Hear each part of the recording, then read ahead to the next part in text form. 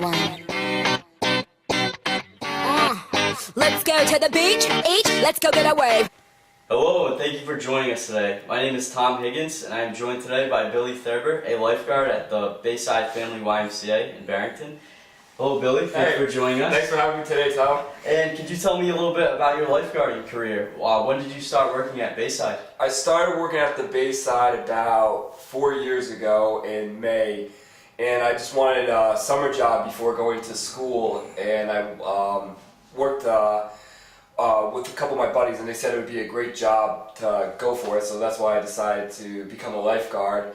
And I've been there for, like I said, for 4 years now, and I'm also beach certified, and I was recently promoted as of last year to supervisor of the Bayside pool.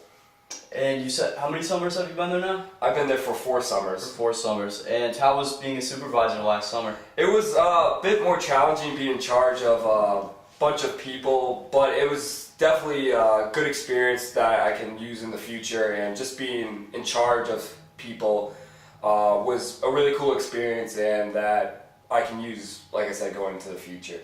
Definitely. And could you tell me about the most difficult lifeguarding situation you've been faced with the past few years? The most difficult lifeguarding situation I've ever had, there was, it always ends up being the same type of situation, but it's usually when it's happened to me twice, where there's a child that goes too far into the shallow end of the pool, and the parent doesn't pay attention.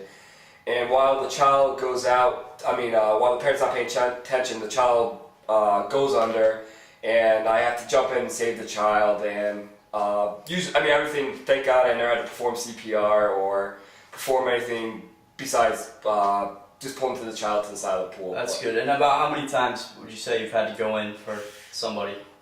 Saves like that twice, but for other reasons, I've probably been in the pool about jumping in the pools helps attend to someone about 8 times. Oh wow! And could you tell me a little bit about the swim testing? I hear there's swim testing. The swim testing, one of my favorite things to do, or least favorite things to do. What we have to do is we have the child, or we at the Bayside, we have a strict standard where you have to be at least 18 of age without having to do the lifeguard test.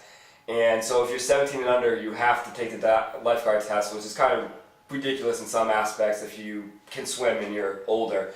But anyways, you have to swim 1 lap of the length of the pool, which is 25 yards. Mm-hmm. And then you have to get out of the pool and make you jump back in the pool, and then you have to tread water for a minute, and then you have to do a back float for a minute. And then if you can complete all those things, with most of the people that do take it can, you pass the lifeguard test.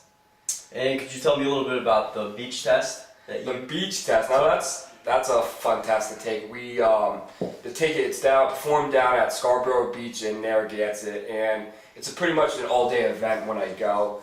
You have to, when you do it, you have to wait in line, and then you have to go through paperwork, and they have to make sure that all your certifications are up to date. And then from there, you they take you in groups, so about groups of 10.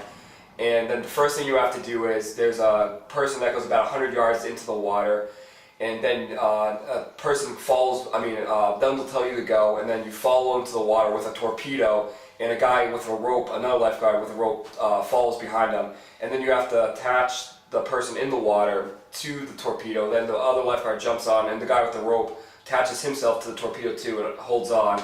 And then all the lifeguards on the beach pull them to safety. The next thing you have to do, you have to swim 400 yards under 10 minutes.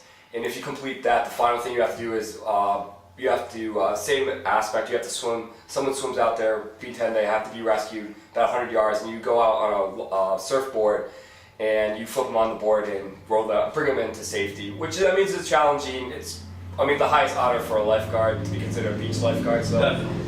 It's pretty cool to have and stuff. And what time of year do they have that test? They have it 2 times a year, May and in June. And when I usually go for in May. May, it's horrible to swim in. It's the water usually, every time I go down there too, it's usually 55 degrees or somewhere really cool, and the water is just as cold, so it's not fun to swim in. But once you pass it, once you're in and get your blood going, it's doable. It's doable? Yeah. Well, that's the main thing. Thank you so much for joining us today, Billy. I'm your host, Tom Higgins, and thanks for tuning in. In the summertime, when the weather is high, you can stretch right up and touch the sky. When the weather's fine, you got women on your mind.